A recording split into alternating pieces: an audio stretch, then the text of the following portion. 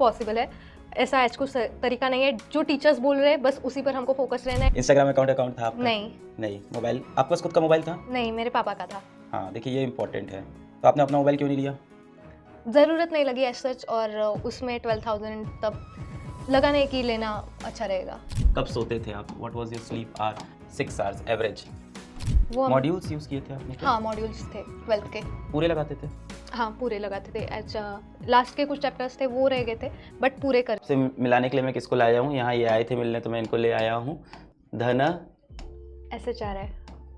तो यहाँ पे धनश्री हमारे साथ आई हैं, जो कि अभी IIT आ जाइए यहाँ, इसमें चौकोर के अंदर हम लोग देखते हैं। IIT दिल्ली में इलेक्ट्रिकल इंजीनियरिंग में इन्होंने एडमिशन ले लिया है। और इसी बैच से पढ़े थे आप? हाँ। इसके पिछले बैच से। हाँ। लक्ष्य JEE 1.0। तो बैच में बहुत सारी लड़कियां भी हैं, और जनरली ऐसा स्टीरियोटाइप होता है लड़कियां ऐसे नहीं पहुंचती IIT में। और ये एक छोटे टाउन से निकल के IIT दिल्ली पहुंच रहे हैं। इनका बहुत संघर्ष है, इनकी माताश्री का भी बहुत संघर्ष है। मैंने सोचा 4-5 मिनट आपसे कुछ बातें करा दें। तो सबसे पहला सवाल जो आपसे पूछा है 11th का बैकलॉग कैसे आपने कवर किया, क्या किया, तो धनश्री आप बताना चाहेंगे इसके बारे में? एक्चुअली मैंने तो 12th के बीच में नहीं किया था 11th, बट अगर आपको कॉन्फिडेंस है तो आपको करना चाहिए, किया जा सकता है। और अगर हम स्ट्रेस ना ले और पूरी मेहनत कर दे तो इतना तो हम पढ़ ही सकते हैं कि लक्ष्य JEE ख़त्म होने के बाद भी हम कवर कर ले। 11th नहीं था, फिजिक्स तो बिल्कुल भी ठीक नहीं था, और मैथ्स था बहुत। मैं कह सकती थी कि हम मेंस के हिसाब से कर सकती थी। मेंस के हिसाब से कर सकता। केमिस्ट्री अच्छा था और फिजिक्स नहीं आता कर था। सकता था। पर आपने IIT की तैयारी नहीं की थी 11th में, अगर देखें तो? हाँ, नहीं की थी। फिर 12th स्टार्ट हुआ तो आपको लगा साथ साथ में 11th पढ़ लें? हाँ, स्टार्टिंग में लगाता था, और 12th का जो शेड्यूल था उससे एक्स्ट्रा मैंने निकालने का ट्राई किया था, बट वो हेल्थ पर आ जा रहा था कि नहीं, अब नहीं हो पाएगा। रैंक और मार्क्स पूछ रहे हैं, तो आपकी जनरल रैंक है 5008। 5008, और मार्क्स आपके आए हैं 172। एडवांस में मार्क्स हैं इनके 172। तो क्या आपके टेस्ट में भी इतने नंबर आ रहे थे एडवांस के टेस्ट में, बैचेस में? नहीं, कितने आते 150 थे? तक हाईएस्ट। 150 हाईएस्ट। एवरेज क्या चलता था? एवरेज वही 120 से 150। क्या ये बहुत डिफिकल्ट है या इसका कोई तरीका है? सिर्फ हार्ड वर्क हम बोले तो हार्ड वर्क से सब कुछ पॉसिबल है, ऐसा आज कुछ तरीका नहीं है। जो टीचर्स बोल रहे हैं बस उसी पर हमको फोकस रहना है। इंस्टाग्राम अकाउंट था आपका? नहीं। मोबाइल आपके पास खुद का मोबाइल था? नहीं, मेरे पापा का था। हाँ, देखिए ये इंपॉर्टेंट है। तो आपने अपना मोबाइल क्यों नहीं लिया? ज़रूरत नहीं लगी एज सच, और उसमें 12,000 तब लगा नहीं कि लेना अच्छा रहेगा। कब सोते थे आप? What was your sleep hour? 6 hours average. वो मॉड्यूल्स यूज़ किए थे आपने क्या? हाँ, मॉड्यूल्स थे 12th के। पूरे लगाते थे? हाँ, पूरे लगाते थे। एज लास्ट के कुछ चैप्टर्स थे वो रह गए थे, बट पूरे करे थे मैंने। हाँ, आपको कैसा लग रहा है?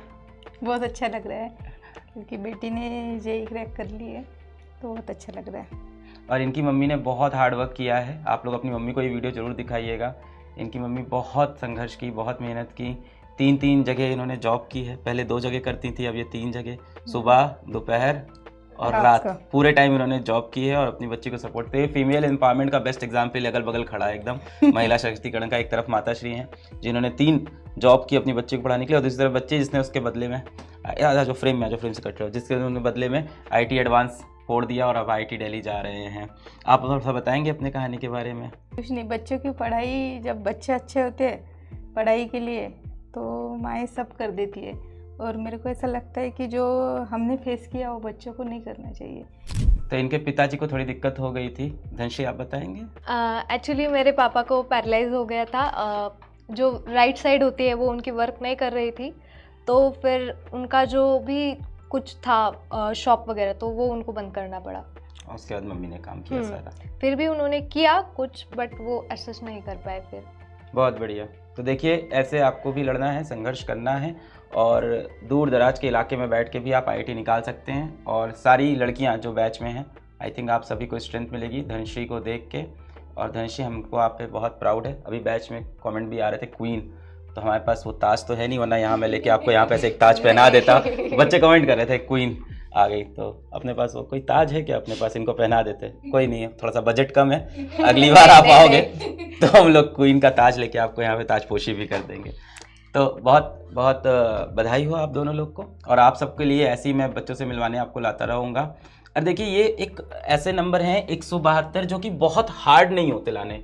150 172, देखिए मैं मानता हूँ जब आप एक एवरेज स्टूडेंट हो, 11th आपका मिसिंग है ना, तो ऐसा दिक्कत होती है जब आपका 11th नहीं कंप्लीट है और 12th आपने स्टार्ट किया, एवरेज स्टूडेंट हो तो 250 नंबर लाना, 260 लाना, वो सब टफ होता है। 150 नंबर आईटी एडवांस में इतना डिफिकल्ट नहीं है। क्या लगता है आपको, क्या तरीका होता है? अगर 150 नंबर या आपने को 180 नंबर टारगेट करने हैं तो क्या तरीका होता है, स्ट्रेटजी? रेगुलर पढ़ेंगे तो 200 के ऊपर भी हम ला सकते हैं। 11th 12th अगर रेगुलर पढ़ेंगे तो ऐसा कुछ है नहीं, और हमको मिस्टेक्स नहीं करनी है कि पढ़ना छोड़ दे या फिर डिस्ट्रैक्शन, उससे हो जाता है। बिल्कुल भी टफ नहीं है पढ़ना, बस हमारा वो हम मन से पढ़ना चाहिए, वो बहुत ज़्यादा इम्पोर्टेंट है। राइट। एक्चुअली आपको जब 150 180 नंबर लाने हैं तो आपको 50% ही पेपर करना है।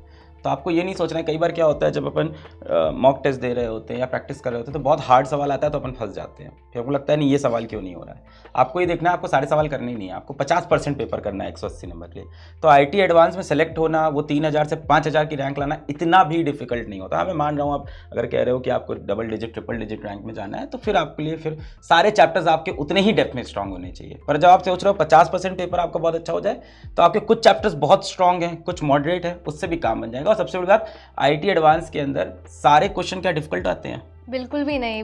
वही एक इम्पोर्टेंस है कि हमको पहले 10 मिनट पेपर रीडिंग में लगा देने चाहिए। कोई आगे जा रहा है वो नहीं सोचना चाहिए, क्योंकि जब हम करना स्टार्ट करते हैं तो वो जब क्वेश्चन में अटक जाता है तो हम धड़ाधड़ जो इजी है वो हम करेंगे, फिर मीडियम और फिर टफ की तरफ जाएंगे तो हमारा जल्दी भी हो जाएगा और एक कॉन्फिडेंस भी आ जाता है कि नहीं हो रहा है। नहीं तो फिर प्रेशर हो जाता है कि जो पहला ही टफ आ गया तो ये तो हुआ ही नहीं मुझसे, अब क्या, तो वो नहीं होगा।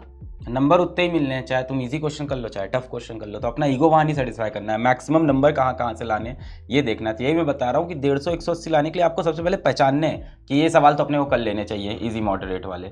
अच्छा, बैच में आप लक्ष्य जेई में खड़े हो तो लक्ष्य जेई के अंदर सबसे ज़्यादा डांटता कौन टीचर था? राजवंश सर। राजवंश सर सबसे ज़्यादा डांटते थे। और सबसे ज़्यादा स्वीट कौन टीचर था जो प्यार करता था सबसे ज़्यादा? अमिताभ सर और आशीष सर भी, दोनों लोग। और राजवंश सर हमेशा डांटते थे? नहीं वो तो बहुत अच्छे, मतलब वो बैच में जो हमारे था कभी कभी चलते रहता था, बीच बीच में पढ़ाई का उनको अगर नहीं दिखा था कि बच्चे पढ़ नहीं रहे हैं तो वो बहुत ज़्यादा अपसेट हो जाते थे, तो उस बीच में वो गुस्सा करते थे। उनकी कोई बात लगी कभी आपको? नहीं, पर वो जब गुस्सा करते थे तो फिर मैं भी सैड हो जाती थी ऐसा था। बहुत बढ़िया। चलिए बहुत धन्यवाद, आपकी क्लास का समय हो गया है।